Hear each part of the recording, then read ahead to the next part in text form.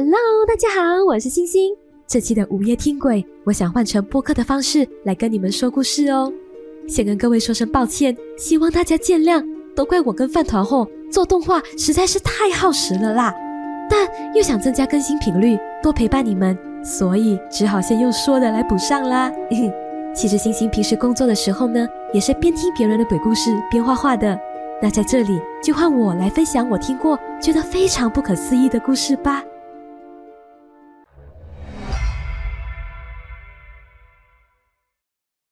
这个故事呢，发生在一位马来西亚的女高中生身上。事情发生的时候，她才16岁，刚上高一。接下来，星星会用第一人称的方式带大家进入她的经历哦。这件事情，我到现在回想起来，还是会脊背发凉，真的不是在开玩笑的。那年我16岁，在马来西亚北部一间很旧的中学读书。那校舍旧到什么程度呢？我爸妈以前也是那间学校毕业的，所以你们可以想象一下那个年代感。我学校有些地方的确阴森森的，但我都在那里读了4年，也没遇到过什么怪事。虽然是听过一些校园传说啦，但谁的学校没点鬼故事呢，对吗？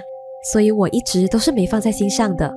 直到那天，我真的是不懂走了什么衰运，竟然给我遇到了。那天我的社团活动要留校做木工，放学后我跟冰皮、白果、饭团和大包总共5位社员主动留下来帮忙。我们在团室忙上忙下，做着展览要用的木工艺品。忙到一半，发现需要用到锯子，但是团室里没有啊，工具都集中放在操场最角落的那间工艺教室里。说实话我们是真的很不想去那间教室，因为我们的团室距离那里有够远的，而且工艺教室的后面还连着一大片杂草丛生的树林。虽然有听说那边是不太干净啦，但当时我只是单纯的觉得很远，懒得走而已。不过为了赶工，我们几个还是决定一起过去，顺便偷个懒散散步嘛。走了快10分钟，我们终于到了。那间教室很大，长度相当于3间普通教室打通，里面摆满了旧桌椅和柜子，那扇铁门也已经锈迹斑斑了。冰皮拿出钥匙，随着一声刺耳的嘎吱声，门开了。我、冰皮和白果先走进去，饭团和大包在门口守着。进门的那一刻，一股浓烈的气味扑鼻而来，冰皮还忍不住大骂道：靠，什么味道这么臭啊？怎么说呢，那是机油味混杂着陈年的霉味，闷在封闭的空间里，简直就是令人窒息呀。我们想赶快拿完锯子就走人的，于是就来到教室后方的柜子前，发现上面摆着几罐没盖好的机油罐，难怪味道这么重，应该是有人之前进来这里拿东西后盖子没盖回去。正当我要去盖盖子的时候，白果突然疑惑地问道：你们看，这里什么时候多了一面镜子啊？我跟冰皮听到后就凑过去看，发现那是一面靠在铁架旁的全身镜，镜面是朝内斜靠着的。白果伸手就把镜子扶正翻了过来，我们3个人就这样站到了镜子前面。那是一面很普通的黑色边框全身镜，但是放在这间灰尘布满的旧教室里，它就显得非常的突兀，因为它太干净了，一尘不染，跟周围环境格格不入。也不知道是谁什么时候拿进来的，女生嘛，你们懂的啦，看到镜子就会忍不住凑上去整理一下头发啦、衣服啦之类的。我记得当时冰皮还说哇，这个镜子好清楚耶，这么新的镜子怎么丢在木工室啊？还是我们偷偷把它拿回去团室收着啊？我当时站在他们身后一点点，心里其实有种莫名的不安，总觉得哪里怪怪的。因为我看到镜子里的我们3个，不知道是不是光线的问题，总感觉镜子里面的我们颜色好像灰灰淡淡的，看起来就是没有什么血色。我就赶紧催促他们说：小姐们，好了糟够了没？拿完锯子就赶快走，不然东西做不完了但是你知道他们还在那里昭告不停，所以我心想算了，打算自己先去另一边找锯子。然而就在这时，我听见有一阵脚步声从门口传来，并且正一步步的往我们这里靠近。我们3个当时瞬间安静下来，连大气都不敢喘。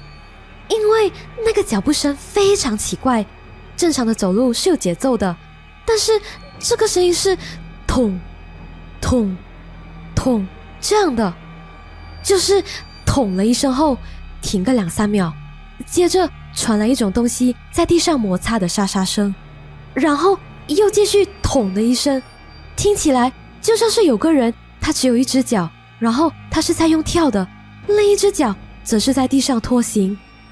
声音最后在我们身后不远处的一个柜子后面停住了，我们3个人当时你看我，我看你的。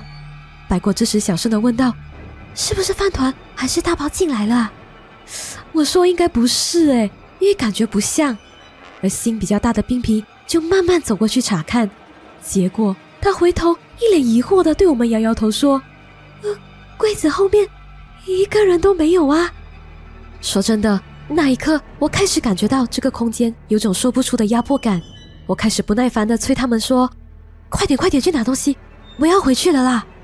他们赶紧转身就去找锯子了，而我还愣在镜子前，但不知道为什么我像是被什么力量给吸住，当时我就很想看一下镜子，确切的说我是想看看镜子里的那个我，但是我越看就越觉得心慌。而就在这时，我突然听到我的身后有人叫了我的名字，星星。那个声音很细很轻，但是却非常清楚，我知道我一定不是幻听，因为那把声音不像白果也不像冰皮。我转头看，身后除了生锈的架子什么都没有。当我再次转头看向镜子时，我发现镜子里面的那个我很不对劲，因为我当时是有点烦躁和害怕的，但是为什么镜子里面的我感觉像在笑呢？我跟你们说，那个笑容很僵，眼睛不像我，就是它看起来是我没错，但是感觉又完全不像，所以看着看着，我的心就开始感觉到一股莫名的恐惧。这个时候更恐怖的来了，我到现在都还记得那个画面，因为我又再一次听到有人叫了我的名字，星星。你们知道吗？对，叫我的人就是镜子里的那个我。我跟你们说，我当时真的是差点疯掉，我发誓，我亲眼看到他的嘴巴张了一下，然后很快的发出星星这2个字。当下的我一听到后立马尖叫，整个人瞬间腿软就摔在了地上，而镜子里面的我也一样是摔在地上的。但是当我挣扎着狼狈地爬起来要冲出教室时，我的余光看到镜子里的那个我竟然还维持着跌坐在地上的姿势，他的动作没有跟我同步，只是头低低的看着地上，没有再起来过。我记得那时候的我是一路疯狂尖叫，一边跑就一边哭。白果和冰皮后来也被我的状况给吓到了，他们之后追了出来，很慌张的问我到底发生了什么事。我当时是哭到连一句话都讲不出来，还好当时还有饭团和大包2个男生一起陪我去保健室。冷静了一下后，我就把事情说了出来，虽然他们不太相信，但看我吓成这样也感觉毛了。结果呢，那天我们5个人谁都没胆继续留校，东西也没做完就提早收拾回家了。之后不懂是不是我的事情被传了出去，因为我被吓到尖叫的那个时候，操场有几组田径队的老师和学生就在附近训练，我想他们有听到，虽然可能不太清楚事发经过，但之后听说那间木工室已经换去别的地方了。我自己肯定是没胆再去那边啦。朋友说原本的那间旧课室已经废置，并且没再对外开放过了。我被吓到后直接就请了3天假，我妈还到处帮我求护身符，搞到我从那次之后不管去到哪里都一定带着护身符。但是事情对我影响最大的还是我从此再也不敢一个人照镜子了，不管是梳妆台还是厕所的镜子，我绝对不跟镜子里的自己对视，要照也只敢照那种随身携带的小镜子。没办法，这件事带给我的阴影实在是太大了，所以这是我的故事，你们自己也要小心哦。谁知道镜子里的那个人会不会来自另一个空间呢？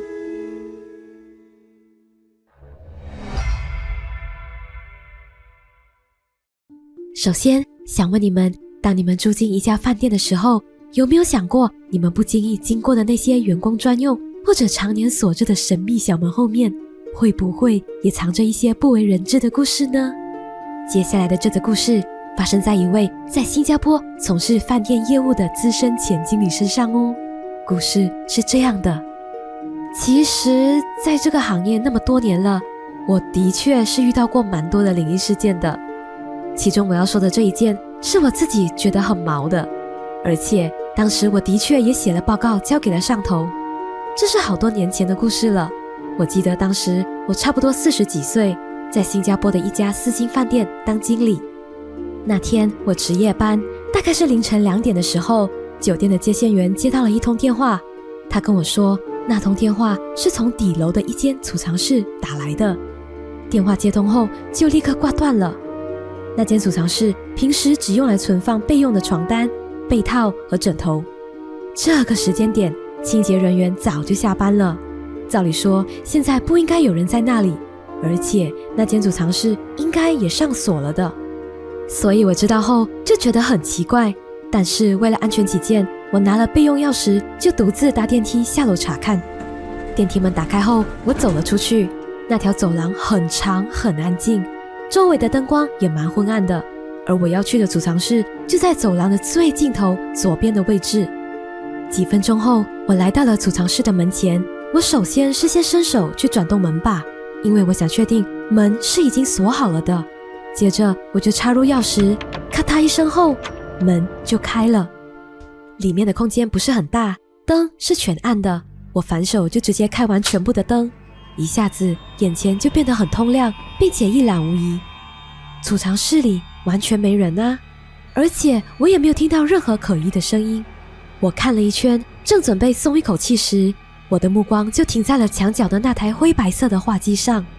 那是一台最传统的壁挂式拨号电话，原本它应该是要挂好在墙上的，可是此刻的我看到的是那个电话筒顺着电话线纹丝不动地悬挂在半空中。怎么说呢？这个画面其实非常诡异，就像是有人刚打完电话，还来不及挂回去，人就消失了。我当时其实还是很理智的，就觉得应该是话筒自己不小心掉下来，又或者是有时候清洁人员没有把电话筒放好。于是我深吸一口气，走过去，伸手握住那个有点冰冷的话筒，将它稳稳地扣回机座。然后我关灯锁门，转身走回电梯。然而就在我刚到电梯口的那一刻，接线员又打来给我了。他说他又再次接到了电话。我当下就直接问他说，那个电话是不是又是从同样的储藏室打来的？接线员回答说，是的，而且这次电话能接通，但是对面完全没有声音，连呼吸声都没有。说真的，我当下听到后是一直在冒冷汗的，因为你们知道吗？那种电话是需要你先拿起话筒，按了号码，才有办法拨通对方的号码。那刚才我已经把话筒挂回去了诶，我关了灯，锁了门，房里是没人的，那电话是怎么拨通给接线员的呢？难道储藏室里面有什么东西再次拿起了话筒打给了接线员吗？想到这里，我实在是没有勇气再回去开那扇门。跟你们说那一整晚接线员的电话依然还是断断续续的响起，显示的号码始终来自那间储藏室。我们最后只能互相安慰，说有可能是线路受潮，或者是机器坏了。但是呢，我的心里非常清楚，那种挂断又拨通的频率绝对不是简单的故障可以解释的。于是从那天起，我就再也没有在午夜后独自踏入过饭店的底楼。好啦，那今天的故事就说到这边了，真的很感谢你们听到这里哦，希望你们会喜欢。你们有什么恐怖经历和故事，也可以投稿给星星哦，星星也会在这个系列帮你们念出来的。离开前可以先帮星星订阅、点赞或者加入会员，小小的支持星星哦。我跟饭团就先感谢你们啦，那我们下期故事再见了，拜拜。最后，各位加入灵性鬼探社的社员们，谢谢你们的支持哦。特别是科长阿燕、阿燕、雷克斯、Jean、陈伟志和 Clay L， 感谢你们啦！